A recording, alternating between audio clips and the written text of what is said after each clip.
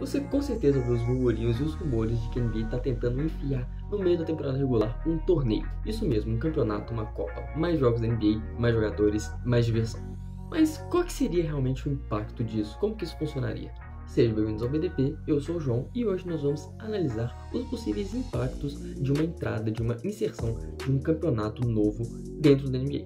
Bom, para começar, a ideia da NBA consiste de todos os 30 times da liga, com 8 equipes classificadas para um mata-mata de jogos de eliminação única, ou seja, perdeu, tá fora.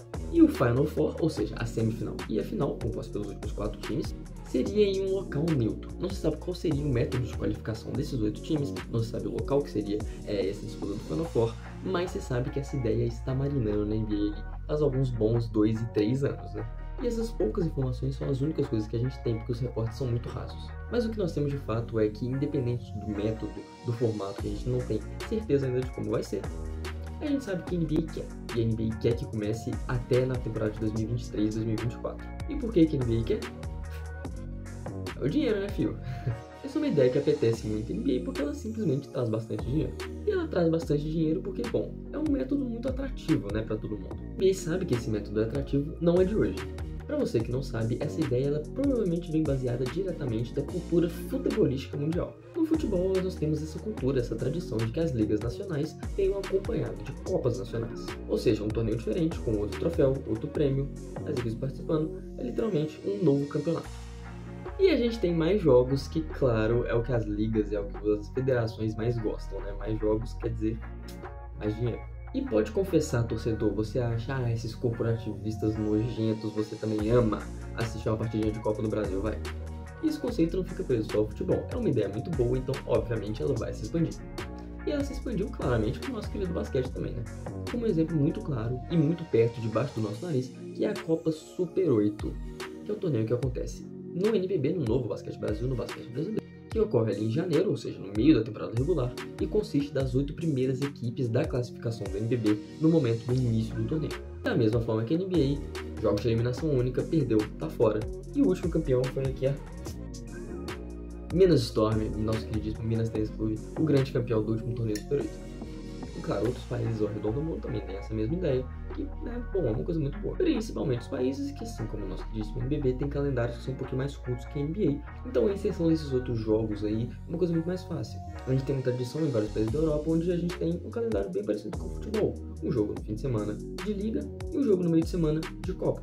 E na NBA isso claramente seria um pouquinho diferente por causa do número de jogos da temporada, mas claramente eles arrumariam um jeito de dar certo. Até porque a irmã da NBA, exatamente, a irmãzinha da NBA, a nossa queridíssima WNBA, a Liga Feminina, botou essa ideia em prática e olha, deu muito certo, tá? A WNBA criou em 2021 a Commissioner's Cup.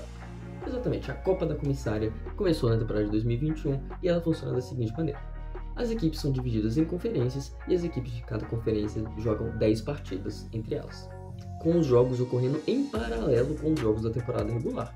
Ou seja, a temporada regular está rolando e a gente tem os jogos designados da temporada regular que vão ser da Copa, ou seja, conta pro recorde da temporada regular e conta pro recorde da Copa. Os jogos designados são o primeiro jogo em casa e fora de cada equipe contra o seu rival de conferência. Então, 6 equipes para cada conferência, 10 jogos para cada, são 2 jogos entre cada um. E no final, quando todas as equipes jogarem suas 10 partidas contra os adversários de conferência, as 2 melhores equipes, a melhor de cada conferência, avança para o jogo decisivo, a final. E essa ideia ela é muito boa, e ela é muito boa por alguns motivos. Claro que tem um ponto negativo, que é o que a galera do dinheiro com certeza não gostou muito, que é o fato de que não são adicionados novos jogos, são os próprios jogos da temporada regular que contam como recorde, são designados no recorde da Copa. Então, novos jogos não sendo adicionados, perde um pouco daquele novo apelo de um torneio novo e tudo mais, né? Isso aí ressignifica vários dos jogos da temporada regular. Os jogos da temporada regular começam a ser uma coisa um pouquinho mais atraente para os espectadores. Afinal, tá valendo alguma coisa ali, além só do recorde da temporada regular. Claro que vale bastante, ainda é a temporada regular, é uma coisa que define os seus playoffs, define sua temporada geral, mas ao mesmo tempo, várias equipes elas podem tirar ou colocar muito bem na temporada regular, dependendo da sua situação total na temporada, né? E essa designação dos jogos da Copa dá um significado novo para isso, ou seja, adiciona uma competitividade muito boa. Imagina a NBA com esse tipo de jogo, hein? Então esse exemplo da Commissioner's Cup é um exemplo de que essa ideia da Copa ela pode funcionar. Mas essa parada aí de não adicionar novos jogos, não sei se é isso que a NBA quer, apesar de que é isso que eu quero, a NBA.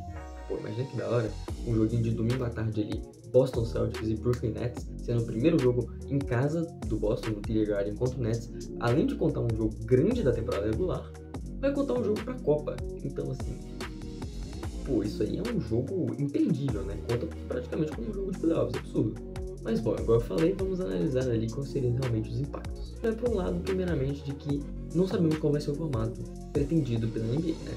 Mas eu estou partindo do pressuposto que é algo onde já tivemos algumas declarações, alguns rumores, que vai ser uma parada da temporada regular para esses jogos serem colocados ali, tendo um torneio curto, de tiro curto ali, com os times jogando e se eliminando rapidinho pra gente chegar no campeão, sem realmente uma pausa na temporada regular para ter essa Copa, assim como é o Super 8 aqui no NBB. Então, partindo desse pressuposto, a gente tem que pensar mais jogos, mais dinheiro, os times vão gostar, né? Vai ser mais espectadores, vai ser tudo legal, mas e os jogadores? Bom, claramente eles vão gostar de ganhar mais dinheiro, eles vão gostar de ter mais tempo de jogo para se mostrar e tal. Mas será que eles vão gostar de se desgastar mais? Se desgastar tanto assim? É um pouquinho pesado, não? Nós já temos 82 jogos na temporada regular da NBA. Isso é muito jogo. Para pra pensar. 82 jogos. Isso é muito jogo. Não é à toa que quase nenhum jogador consegue jogar 82 jogos numa temporada da NBA. E você vai adicionar mais isso, mais uma Copa, o que seriam pelo menos uns 10 a 15 jogos para cada um. Não é um jogo, não é uma Summer League, não é uma brincadeirinha. São jogos que, se fossem introduzidos na liga, seriam jogos grandes. Então a gente já tem, primeiramente, o impacto que é negativo, totalmente negativo. Os jogadores vão jogar mais jogos, os jogadores já chegam nos playoffs, todos derrubados, destruídos, acabados. A gente viu praticamente todos os times chegarem derrubados e acabados, exceto alguns, salvo algumas exceções. Então, cara, isso é um ponto totalmente negativo. A única coisa que eu mudaria no formato da Commissioner's Cup, na verdade, é que eu não queria só um jogo final, não. Um jogo final meio sem graça, Copa e tal. Eu acho uma coisa mais, pelo menos, um Final Four ali. Ou, se caso a NBA queira, né, manter realmente os 8 times classificados. Depois desses jogos designados da Copa de classificação, acho que dá pra fazer. Se a NBA quiser me contratar, eu realmente posso fazer os planos dessa Copa aí e vou chamar, não pode chamar a Copa do Comissário, que já tem, mas eu vou chamar na Copa do Careca, pro Adam Silver, a Copa do Careca. E a gente pensa em outro ponto positivo, então, da Copa do Careca, né? A Copa do Careca, ela teria esse Final Four em um lugar neutro, que é uma coisa assim, cara, para pensar, imagina um Final Four desse em Vegas, Final Four desse em Vancouver, pensando em cidades que não tem times ali, um Final Four desse em Seattle, ia lotar de gente, e também nas cidades tradicionais, em Los Angeles, Nova York, Boston, em Miami, todos esses lugares. Isso é simplesmente absurdo. É um evento grande, uma coisa que pode acontecer em um fim de semana, é uma coisa que chamaria bastante atenção e todo mundo ia amar. Então esse Final Four em campo neutro, aí, em local neutro, é uma coisa realmente positiva aí da Copa do Careca. A participação dos 30 times da NBA é uma coisa que também é positiva também, eu acho que é justíssimo que todos os times participem, apesar de que tem um ponto negativo nesse ponto positivo. Se todos os times jogarem, a ideia daquele pressuposto que seria uma pausa no meio da temporada para fazer os jogos acontecerem, faria com que essa pausa fosse meio grande, né?